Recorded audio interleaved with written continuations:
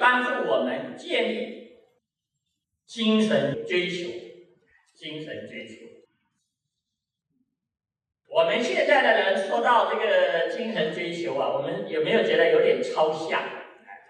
我们比较熟悉的是什么？就是物质的追求，买一辆汽车啊，买一栋房子啊，买一件衣服啊，那么这些都是属于物质追求。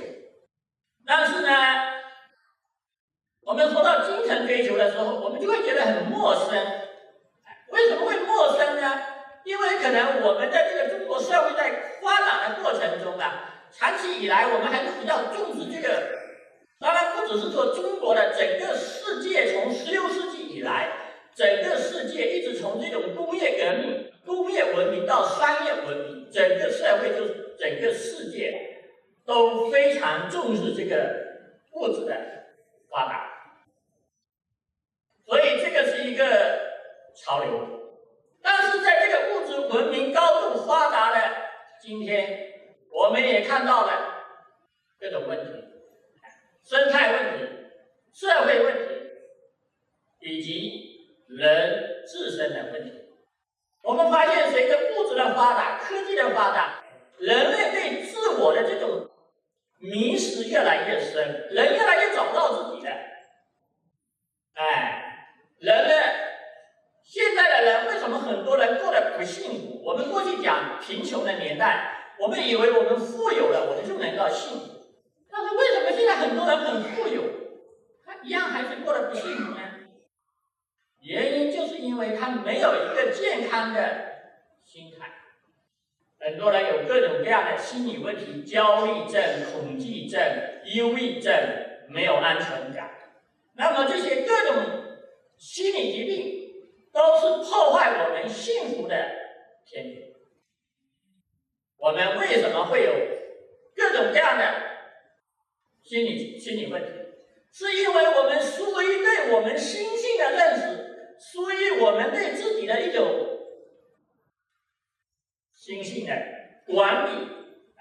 我们一天到晚都在想着在发展物质，这个发展财富，但是我们有没有想过，我们要了解自己，我们要发展我们的健全的心理，让我们有一种健康的心态，有一种良好的生命体质。我们可能从来就没有想过，所以当然，因为我们的社会其实也一直都在提倡2个文明建设，物质文明建设和精神文明建设。可能是要物质发展到一定的程度了，我们的精神问题已经实在太突出了。我想呢，我们人类未来一定会意识到精神文明建设的重要性。那也就是精神追求的重要性。那么，关于什么是精神追求呢？其实，当这个问题提出来的时候，我刚开始的时候，我也要想一想，我这个精神文明到底包括这个精神追求到底包括什么？很多人可能说到精神追求也是很陌生的。精神追求到底包括什么？我呢，大概的想了一下，我把它归纳为3点。这个精神文明大概精神追求大概包括3点。第一点就是对人类的永恒问题的思考，对人类永恒问题的思考。当然，这个就不是一般的精神追求了。所谓对人类的永恒问题的思考是哪些是人类的永恒问题呢？我们有一本书叫做《人生5大问题》讲的就是人类的永恒的问题。这个永恒问题包括，比如说我是谁，我从哪里来，生从何来，死往何去，我死了到底到哪里去，生命的归属到底在哪里，人为什么活着，生命的意义到底是什么，世界的真相到底是什么？我们每天都生活在这个世界，但世界的真相究竟是什么呢？那么这些呢，都是永恒的困惑。其实从某种意义上来说，这些问题其实都是属于宗教和哲学解决的这个问题。这个哲学，什么叫哲学？哲学就是爱智，就是爱智慧。那佛法呢？佛法就是人生的智慧，人生的大智慧。所以，我刚才说的这些问题都是属于智慧解决的问题，不是我们的单纯的理性，能够靠我们的思考，我们思考的关注的更多的都是一种现象，都是一种知识，而哲学宗教呢，它需要去探讨的是世界的本质性的问题。但是这种问题啊，如果单纯通过哲学的理论，其实也是没有办法透彻的解决。因为哲学呢，它对世界的认识是通过理性，通过思考，通过理性和思考，它是没有办法直接的抵达世界的本质。真正的认识世界的本质，是要靠一种生命内在的一种直觉的智慧，要有一种直觉的智慧，才能去体悟自我的真相和生命的真相。那么我们有一本书叫做《我们误解的这个世界》，其实呢，对这些问题啊，就是有非常透彻的这个了解。所以学习佛法，佛法有三藏十二部典籍，其实这些三藏十二部典籍啊，事实上多半也是围绕着对这些问题的思考和解决。所以对这些问题的思考和解决，我想佛法在各种哲学和宗教中，它的解决应该是最为究竟的。那这个我讲的是第一个问题。第二个问题呢，就是关于这个精神追求，是一种人格的追求，就是我们要造就一种什么样的心态、人格、高尚的生命品质。在我们儒家的思想里面也有关于成贤成圣，从成为一个君子，做一个君子，到最终成为圣贤。那么从我们佛教来说，就是我们通过修行，我们要最终要成就像佛菩萨一样的品质。那么我们儒家有这样的追求，那佛教呢，对我们要成为一个什么样的人，关于这一块呀，佛教也有着非常透彻的哲学理论和实际的修行的方法。我们今天在探讨我们要成为一个什么样的人，这个它的基础到底是什么？其实我们对人的认识，首先是离不开对人的心性的认识。我们知道中国文化、佛教文化自古以来被称为心性之学。我们今天成为一个什么样的人，跟我们的心性有关系。比如说，这个佛教讲人有佛性，也有魔性。像这个孟子讲，人人皆可以为尧舜。孟子同时也讲，人以情少击心，人有靠近情少的这一面。但是呢，人也可以成为也既有可以成为像尧舜这样的圣贤，这样的品质。那我们佛法里面也讲，我们人有魔性的这一面，也有佛性。如果我们发展了魔性，我们就会成为魔鬼；如果我们发展了佛性，我们就会成佛。所以在我们的心灵世界里边啊，所以为什么在中西方哲学中，关于人性，人性是善，人性是恶，自古以来就有很多的争议。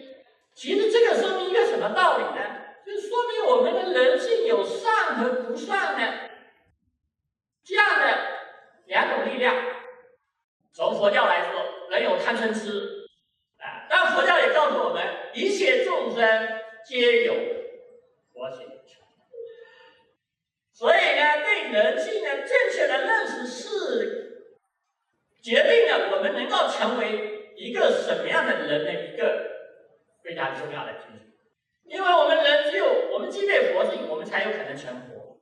反过来，因为我们具备魔性，如果我们张扬了魔性，最后我们就会成为魔鬼，就会成为魔鬼。那么佛法呢，一方面它告诉我们每个人都有佛性，每个人都有自我拯救的能力。一个人你要拯救自己，是你只能靠自己。你可以每个人都能拯救自己，因为我们每个人都有佛性。那么另外一方面呢，佛教有非常系统的修行方法。我们有魔性，其实我们每一个人，我们在修行没有一定的成就之前，我们是被魔性牢牢的掌控。我们内心的贪婪、仇恨、嫉妒、自私，有很多这些不良的心理，它在强烈的主导着我们的生命，让我们不得安宁，让我们的生命身不由己。因为这些负面的情绪，往往在我们的内心里面会制造各种负面的情绪，制造各种烦恼，比如焦虑呀、恐惧呀、没有安全感啊。但是佛教同时也告诉我们，我们每一个人的内心都有一种力量可以解决这些问题。所以从这种意义上来说呢，佛教它又给我们带来光明，带来希望。这是我想，这是佛陀对我们人类的一个最大的价值，就是告诉我们，我们每一个人的生命都充满着光明和希望，我们每一个人的生命都具有自我拯救的能力。所以这个是我们了解了这个道理，我们进一步如何去修行，摆脱魔性，圆满的开化佛性，造就一种高尚的人格，造就这种圣贤的品质。那么这些呢，都是佛法给我们提供的一种修行的方法。所以我想，这个精神追求的第二点，就是帮助我们造就一种良好的心态、高尚的人格。那么精神追求的第三点，就是关于文化艺术的生活。我们要有一种文化艺术的生活，比如说追求艺术啊、诗啊、画啊、弹弹古琴啊，这个都是属于一种精神追求。其实从来这些艺术也都没有离开宗教的信仰。你比方像西方的很多著名的这些画法，它都离不开基督教的信仰。我们中国古代的，我们中国文化艺术里边，比如各种诗窟啊、写经啊、唐人写经啊，其实离不开佛教，不管是文学还是艺术。比如说像唐宋八大家，王安石啊、苏东坡啊、柳宗元啊、这个王维啊，这些大家们多半都是对佛教都具有虔诚的信仰。他们把他们这种对佛法的理解融入到他们的作品中，所以我们中国古代的这个艺术讲究的是一种意境。就是一种意境。这个意境到底是什么呢？意境就是一种思想境界。这种思想境界来自于哪里呢？就是来自于对佛法的学习。就是比如说，这个很多知识分子都喜欢读《金刚经》、读《心经》读《维摩经》、读《六祖坛经》，通过这样的一个学习来帮助他们提升他们的思想境界，然后他们带着这种境界去创作。他创作出的作品，那就是境界很高，境界很高。所以，人类的精神追求离不开宗教信仰。在我们中国人的精神追求中，佛教扮演着非常重要的角色。我想现在呢，佛教也不断的在西方国家的影响。佛教跟西方心理学的结合，在西方的国家的影响也越来越大。因为我们人类在这个物质文明在发展的过程中，我们慢慢的意识到我们的精神问题越来越大，而佛法是帮助我们如何去认识我们的心性，到如何去改善我们的心性的一种非常有力的智慧的方法。所以这是我跟大家分享的这个第二个问题。